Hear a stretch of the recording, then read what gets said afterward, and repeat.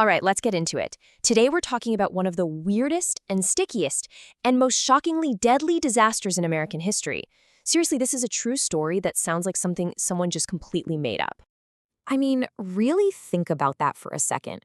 Could something you probably have in your kitchen right now actually cause a catastrophic, deadly urban disaster? It sounds totally impossible, right? Well, the crazy thing is, the answer is absolutely yes. And that ingredient was molasses. But we're not talking about a jar of it. We're talking about a scale that's just, it's hard to wrap your head around. Imagine a single enormous tank holding more than 2.3 million gallons of that thick, dark syrup just looming over a busy Boston neighborhood.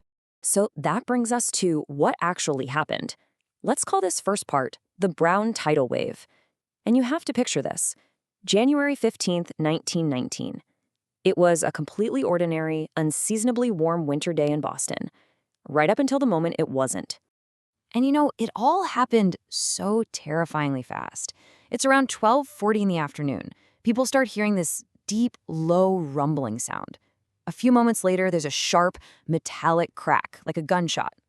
And then, instantly, the entire 5-story steel tank just rips itself apart. The failure was total and catastrophic. All 2.3 million gallons of molasses didn't just leak, they exploded outwards, creating this massive, towering brown wave that just surged directly into the streets of Boston's North End.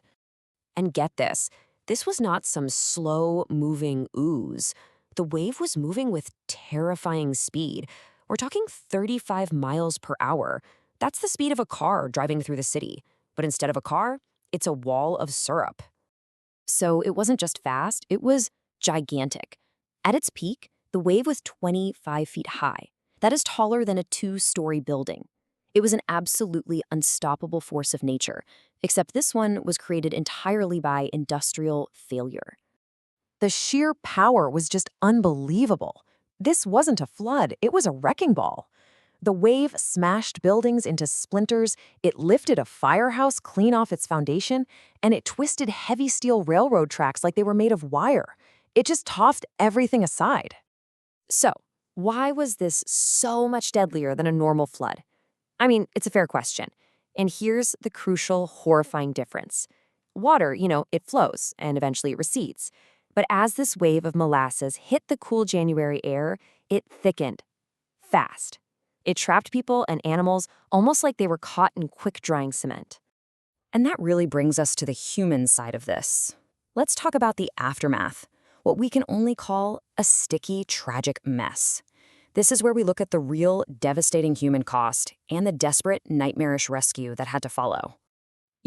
This quote from one of the first responders, a police officer named Frank McManus, it just captures the horror of the scene. It wasn't just a flood zone. He described it as a horrifying landscape where everything was collapsed and coated in this suffocating layer of syrup. And here are the final somber numbers. This bizarre disaster claimed 21 lives. People and horses who were either crushed by the sheer force of the wave or trapped inside it. On top of that, it left over 150 people with very serious injuries. And the rescue itself was a nightmare. Even sailors from the nearby USS Nantucket who rushed to help found themselves struggling to move. Can you imagine? Every single step in the thick, waist-deep goo was a monumental effort, which made it nearly impossible to reach the trapped and injured quickly. But a disaster like this, it wasn't just a tragedy. It became a landmark legal case. And that brings us to our next section, the company on trial. This is where a grieving city began its long search for answers and for accountability. Right at the center of the legal firestorm was the United States Industrial Alcohol Company. They owned the tank, and they were the ones who had to answer for its catastrophic failure. They ended up facing more than 100 lawsuits from the victims and their families. So was this just a freak accident, an act of God? The investigation revealed it was anything but. The findings were absolutely damning. Turns out the tank was shoddily constructed, its steel walls were too thin, the rivets were too weak, and, this is a big one, it was never properly filled with water to test for leaks. It was quite literally a disaster just waiting to happen. And the legal battle that followed was just massive. It dragged on for 6 long years, involved all those lawsuits, and ultimately, the company was found responsible. They were ordered to pay nearly $1 million in damages, which back in the 1920s was an enormous sum of money. But believe it or not, the story doesn't end there. And this might be the most surprising outcome of this whole tragedy. In our final section, we'll see exactly how syrup changed safety. This bizarre disaster left behind an unexpected and incredibly important legacy. You can really see the chain of events here, this domino effect. The lawsuits forced a deep investigation. That investigation revealed the fatal construction flaws. The company was then held legally responsible for it. And that precedent, that verdict, led directly to systemic change. And here is the crucial takeaway from all this. This single strange event prompted cities all across America to enact new laws.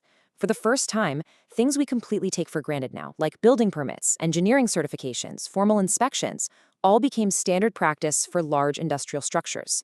Our modern safety regulations are, in many ways, a direct result of this tragedy.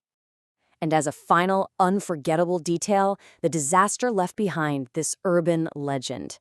To this day, some longtime Boston residents will swear that on a really hot summer day, you can still catch the faint, sweet smell of molasses in the air of the North End.